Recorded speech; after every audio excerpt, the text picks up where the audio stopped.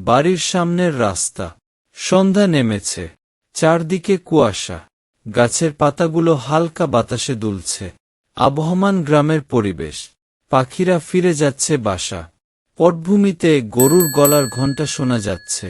কামাল ২০ বছরের তরুণ, গ্রামের ছেলে, নিজের মনের কথা ভাবছে। ওই পুরনো বাড়িটা দেখতে যেতেই হবে। সবাই বলছে ওখানে ভূত থাকে, কিন্তু আমি কি ভূতের ভয় পাব? কামাল তার বন্ধুকে ফোন করে বল, আরেফ, আজ রাতে আমরা ওই পুরনো বাড়িটা দেখব। তুই প্রস্তুত? আরেফ ফোনের ওপাশ থেকে বল, তুই কি সত্যি ওই বাড়িতে যেতে চাস? সবাই বলছে ওখানে অদ্ভুত কিছু একটা ঘটছে। কামাল হাসতে হাসতে বল, অরে ভয় পাস না, ভূত প্রেত কিছু নেই, তুই চলে আয়, দেখি কি হয়। কামাল ও আরেফ রাতের অন্ধকারে পুরনো বাড়ির সামনে এসে দাঁড়া। বাড়িটি খুব পুরনো, দরজাটা সরে গেছে, জানালাগুলো ভাঙা। বাতাসের সাথে দরজাটা ঠক ঠক করছে। কামাল চুপচাপ দাঁড়িয়ে চারপাশে তাকিয়ে বল, বাড়িটা খুবই পুরন, তোর কি মনে হয় এখানে সত্যি কিছু আছে? আরেফ স্বরে আতঙ্ক বল, দেখে তো এমনই মনে হচ্ছে, চল ভিতরে যায়।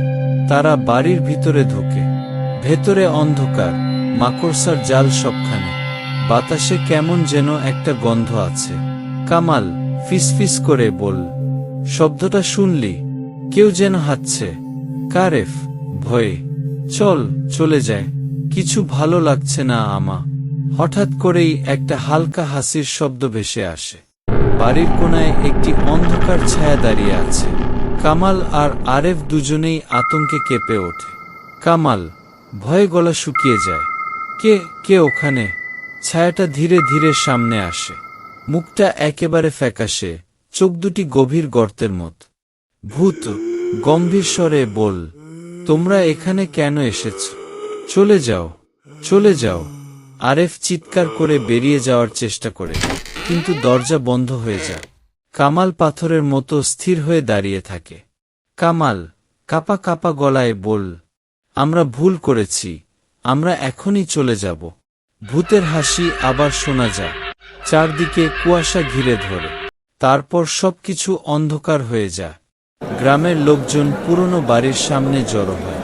তারা ভিতরে গিয়ে দেখে কামাল আর আরেফ অজ্ঞান অবস্থায় পড়ে আছে। তারা ধীরে ধীরে জ্ঞান ফিরে পা। গ্রামের মুরব্বি বল, তোমরা ওখানে গিয়েছিলে?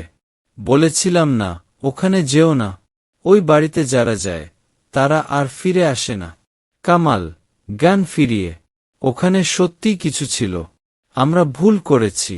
মুরব্বি বল, তোমরা আজকে বেঁচে ফিরেছ, কিন্তু পরের বার আর কখনো ওখানে যাওয়ার সাহস করো না। কামাল আর আরেফ মাথা নিচু করে বাড়ির দিকে হাঁটা দেয়। তাদের মনে একটাই প্রশ্ন ঘুরছে, ওই বাড়িতে আসলেই কি ছিল?